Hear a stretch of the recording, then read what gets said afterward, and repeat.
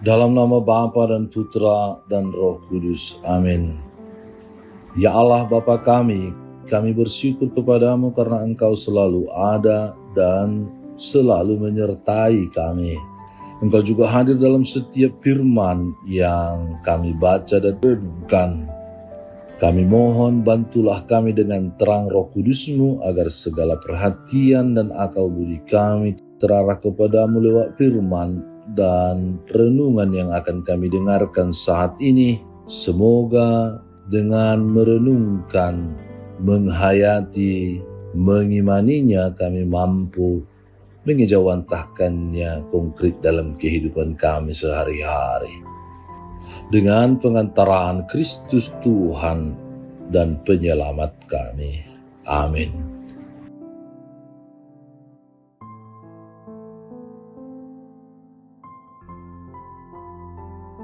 Tuhan bersamamu dan bersama rohmu.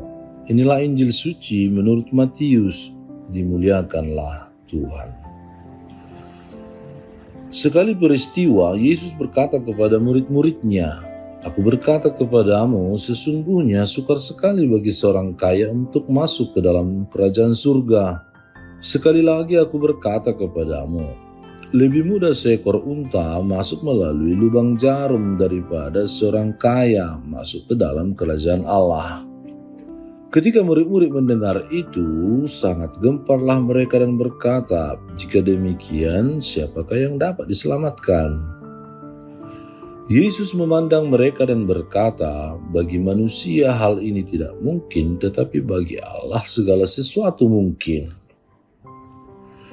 Lalu Petrus menjawab dan berkata kepadanya, "Kami ini telah meninggalkan segala sesuatu dan mengikuti Engkau. Jadi apakah yang akan kami peroleh?" Kata Yesus kepada mereka, "Aku berkata kepadamu, sesungguhnya pada waktu penciptaan kembali, apabila anak manusia bersemayam di tahta kemuliaannya, kamu yang telah mengikuti aku akan duduk juga di atas 12 tahta untuk menghakimi ke-12 suku Israel. Dan setiap orang yang karena namaku meninggalkan rumahnya, saudaranya laki-laki atau saudaranya perempuan, bapa atau ibunya, anak-anak atau ladangnya, akan menerima kembali 100 kali lipat dan akan memperoleh hidup yang kekal. Tetapi banyak orang yang terdahulu akan menjadi yang terakhir dan yang terakhir akan menjadi yang terdahulu." Demikianlah sabda Tuhan. Terpujilah Kristus. Saudara dan saudari terkasih, bacaan Injil hari ini lanjutan dari bacaan kemarin tentang seorang muda yang kaya yang ingin memperoleh hidup yang kekal. Ia menjadi sedih sebab menurut Yesus untuk memperoleh hidup yang kekal, ia harus menjual segala miliknya, memberikannya kepada orang-orang miskin lalu mengikuti dia. Menanggapi sikap orang muda itu, Yesus selalu menyampaikan perumpamaan singkat tentang unta dan lubang jarum.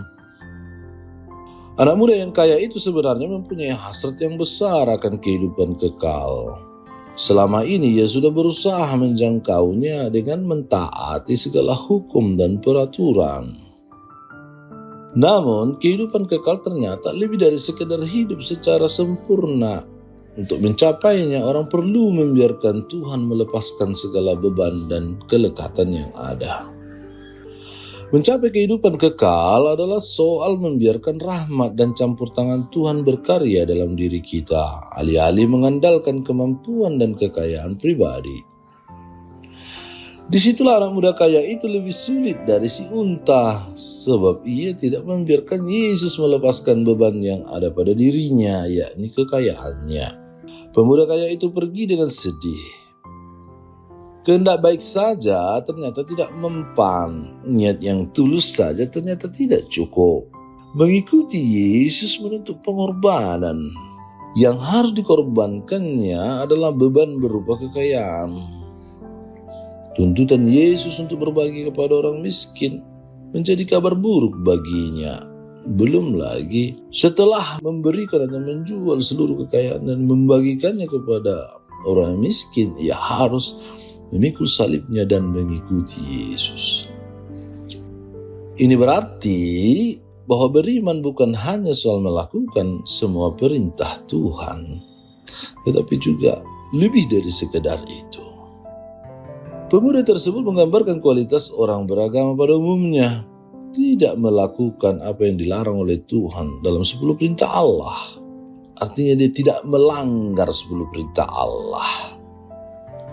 Bukankah kita juga merasa cukup atau aman kalau sudah taat aturan melaksanakan hukum gereja atau terlibat dalam aneka kegiatan paroki dan lingkungan? Padahal Injil selalu menuntut lebih.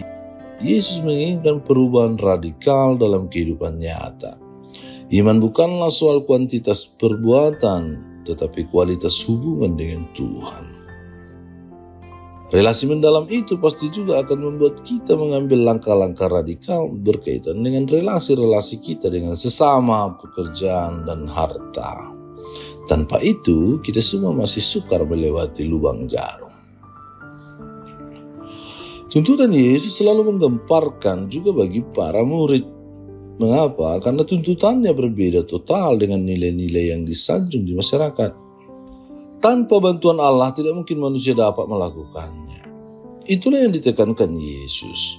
Menjadi muridnya adalah panggilan dari Allah. Dialah yang memilih dan memampukan para murid untuk melepaskan semua ikatan yang menghalangi dan membelenggu. Jangan pernah melihat iman sebagai proyek pribadi dan pencapaian insani. Mengikuti Yesus berarti mempercayakan seluruh jati diri ke dalam penyelenggaraan kasih-Nya. Semakin mendalam kita berrelasi dengannya, semakin ringan kita berbagi dengan sesama, dan semakin mudah mengikhlaskan apapun serta siapapun demi kemuliaan dan keselamatan kita. Itu dapat kita lakukan karena kita percaya akan janjinya, akan tambahan 100 kali lipat, dan hidup yang kekal jika kita mampu melakukannya. Allah Bapa yang Maha Baik, semoga kami senantiasa dibangun dalam kesatuan dengan Dikau sebagai sumber kehidupan dan keselamatan kami. Ajarlah kami untuk merasa lapar dan haus akan sabda-Mu sehingga kami selalu mencari Dikau dalam kehidupan kami sehari-hari. Dengan pengantaraan Kristus Tuhan kami. Amin. Tuhan bersama-Mu dan bersama roh-Mu. Semoga Allah yang Maha Kuasa memberkati kita sekalian, Bapa, Putra, dan Roh Kudus. Amin.